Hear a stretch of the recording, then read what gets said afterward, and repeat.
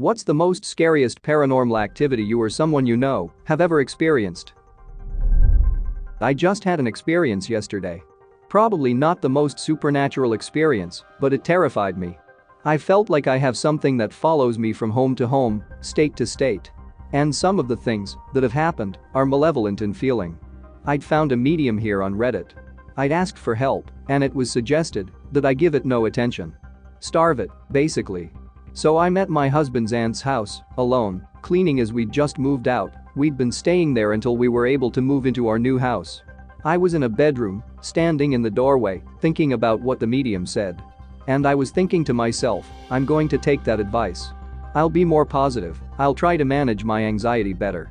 I won't give it the attention it wants. The medium had also said not to name it. But years ago, as a teen, I'd played with a Ouija board and was told there's a male entity that is with me and wants to harm me, and it told me its name. So I was thinking, if this is the entity, I already know its name. And as I was thinking this, a light turned on just down the hallway. It's a motion detecting light, and it only goes on if you're in the middle of that room. It just went on. Then it went off. Immediately, I felt real fear, something I haven't felt that intensely in a long time. If you've had that feeling of sheer dread, just pure terror, that's what it felt like. I was near tears. I was so scared. It was intentional, absolutely. It was meant to tell me it's still here. I finished up what I was doing, and I got out, but I'm aware that if it's following me, leaving her house makes no real difference. I'm still shaking just thinking about it. When I was 14, my then girlfriend used to mention that she sometimes saw people in her room. She could sense them and describe who was there when she saw someone. Usually she saw men, some had hats, some were young, some old, but they would always stand in the corner of her eye. Also, when I went to sleep at her place, she would get scared all of the sudden, and her shaking would wake me up. I have never been a believer of the supernatural, but I would try and help her calm down. One day, we were both at home sick from school. When we found out that both of us were at home, we decided to video chat.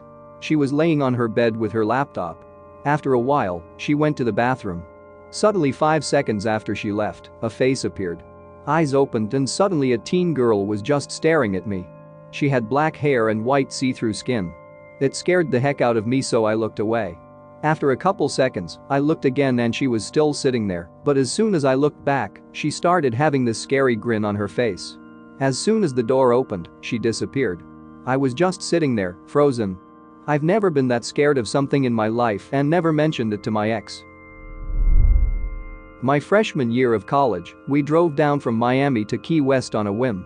We arrived pretty late at night since we decided to do this randomly.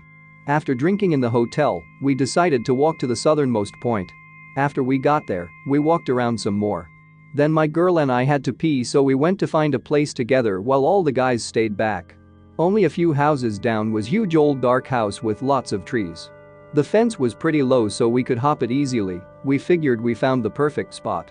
As soon as we hopped over and landed, the loudest sound roared out of the house, and we both froze in fear. It was a sound I've never heard a person, animal, or even machine make. I can't even describe, except for it was something I've never heard before or heard again, and it was louder than any person or animal could make. We ran back to the guys screaming. And they said they didn't hear it. Like I said, we were only a few houses down, and the sound was so loud there was no way they wouldn't have been able to not hear it. We were so scared to our cores. The next day, we learned that the house was part of the ghost tour in Key West as one of its most haunted houses. I still get goosebumps whenever I think about it. I had a bunk bed in my room left over from when I shared a room with my brother. I had my bed up top and a desk underneath. It was late, not sure what time it was, but me and my friend were up on the top bunk, hanging out, when we hear my bedroom door creak open. The room was lit from the one lamp I had on the dresser, plenty of light, but we couldn't see anyone in the doorway. But we heard the footsteps on the creaky old floor, and I swear, I could see indentations in the carpet.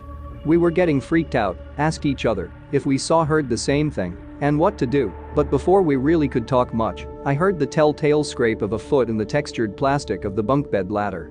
I knew something was coming up the ladder. I was freaking out. I was closest to the ladder, and after a couple more steps, and I still couldn't see anyone, I panicked and flailed. I would say I punched, but really, it was more reflexive than anything. My arm just kind of shot out, and I smacked my fist against something.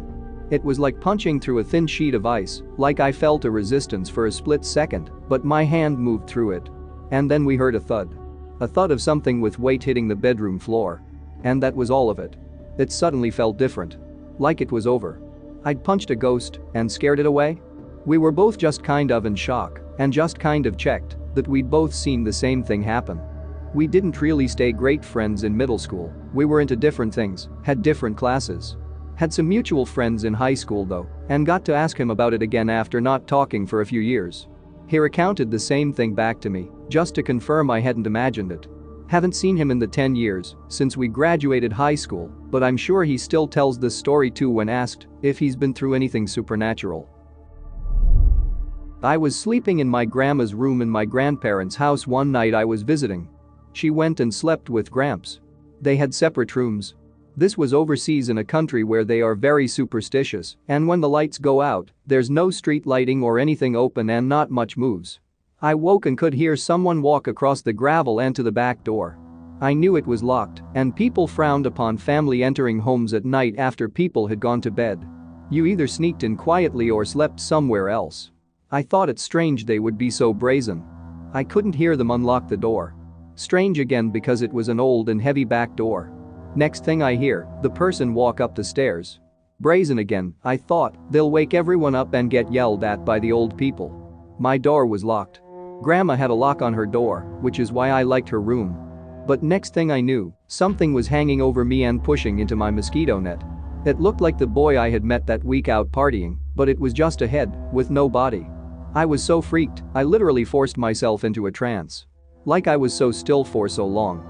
My breathing was the only thing moving through me. My girl cousins who lived in the same compound told me they had experienced someone pulling at their nets and sheets at nights from the end of the bed. This happens a few times. Particular when they were together. We think there was some spirit that did not like us girls. It never happened to the boy cousins. In the next village, there was a famous female spirit who was renowned for being malicious towards certain types of girls. We didn't really feel it that explained the weird stuff going on. We felt the spirit was male. They were unsettling experiences, but the vibe was always off the spectrum at night, and everyone knew it. I never went to sleep in that room again.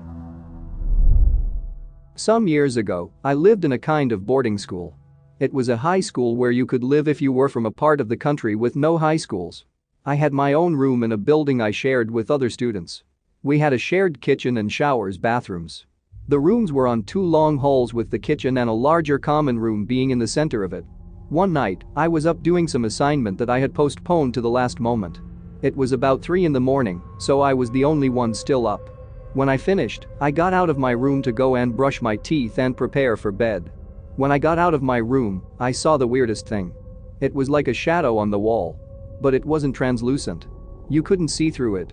It was just a black thing on the wall in the perfect shape of a man with his arms up over his head. I wasn't scared, I just got super fascinated by it. I wondered for a second if it somehow could be my own shadow. But there was a light between me and the thing. So it couldn't have been. Still, I moved trying to see if it was a reflection of some kind and it didn't. So no way we were connected. Then suddenly, it waved at me with its one hand. That scared me. So I backed up into my room where I locked the door and sat in silence for a long time. Hoping nothing would happen. I didn't call anyone or do anything. Eventually, I think I must have fallen asleep. But nothing like it ever happened again.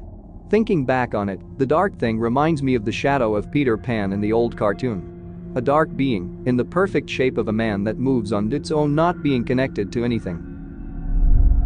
When we moved to Elgin, Illinois, we lived in an apartment building that was converted from an old insane asylum to 6 apartments on 3 floors, with a basement that was super creepy, and a lit where the garage and rear entrance was, and a sub-basement that was gated and chained up. So many freaky stories there. My twin and I shared a room, and at night, we would hear chains going up and down the hallway. One night, we had cousins over while our parents went out to a party, and while sitting in the kitchen playing cards, all the kitchen cabinets suddenly flew open. My cousins and siblings just laughed it off. Another day, I was home alone waiting for my little sister to arrive from school, and I was in my bedroom when I heard loud voices coming from the front door, so I walked past the kitchen to the front door, and it was wide open. I go out to look for my sister and she wasn't home yet, so I closed the door and started to walk past the kitchen when I noticed that this door was also wide open. This door led to the creepy basement garage. Again, I called out to her and nothing. She ended up arriving 20 minutes later on the bus. Last notable memory I have was my little sister and I were sick, so my mom just left us home alone one day, and while in my mom's room watching TV, all the windows started to rattle. We assumed it was the wind until the doors slammed shut and they too started to rattle, really freaking us out. It stopped after a few minutes, but nonetheless, it added to the whole experience. I grew up in a small village in the UK countryside in a large cottage. This house was always an odd one. We lived there for around 13 years, and oh boy, they were interesting. The first instance where my parents had concerns was when I was very young, and I would wake up and tell them that I can't sleep because the baby was crying. It was only me, my parents and older brother at this point, but it was okay, as the old lady Mavis was seeing to the baby and sitting at the foot of my bed talking with me. This room I was in always had a strange vibe. The rest of the house would be nice and toasty, but as soon as you walked into there, it would send a chill through you. It was always icy cold. No matter how high you would put the radiator on, it was always cold in there. After moving rooms to the spare room, I wouldn't see Mavis anymore, no sitting in my bed talking to me, etc. I must say, I don't really remember any of this happening in detail, but I do recall the room making me uncomfortable to be in.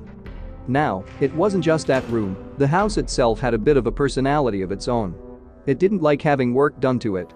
We have so many stories of having workers round to fix things and ending up getting seriously hurt. Strong winds caused a few roof tiles to fall.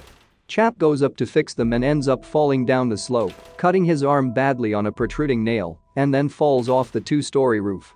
People falling down the concrete stairs, Sparkies getting shocks whilst working on the house. All sorts.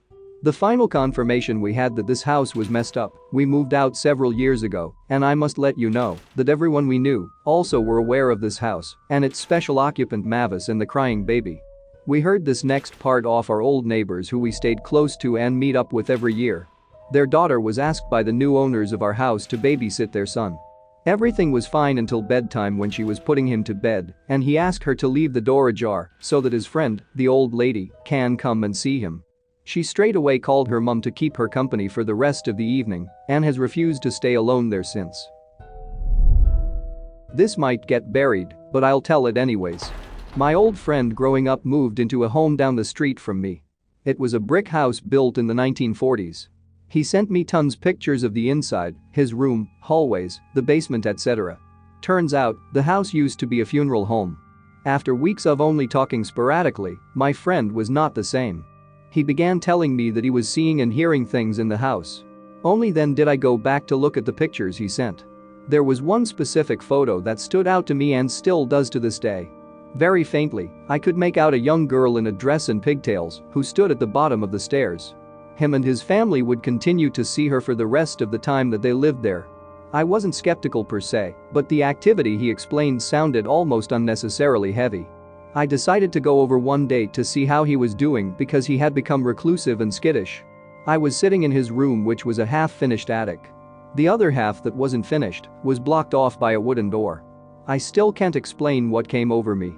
It honestly felt like I was drugged as I sat on his couch. I hadn't consumed anything. I could barely look up. My entire head became tight and my vision was blurred. I felt like I was being watched by something dark over by that door. I told him I was tired and that I should probably head home. I was surprised I made it down the stairs. As soon as I left that place, it felt like 100 pounds were lifted from my shoulders. I never went back and my friend is still haunted by that house, as am I. I actually got back in touch with him a few months ago to ask him about it, and he sent this. How could I forget the time I had a dream about ripping up the floorboards with my hands to get to the basement from my room downstairs. Then when I moved upstairs, I noticed a hole in my floor under my bed where I was dreaming of digging at, which was right on top of the boarded-off room in the basement. His sister also experienced scratching noises, voices outside the door, and bad smells. Their cats were anxious and unlike themselves. The door upstairs swung so much, it had to be taped down. Yeah, safe to say, never going back there again. Or maybe I will. Who knows?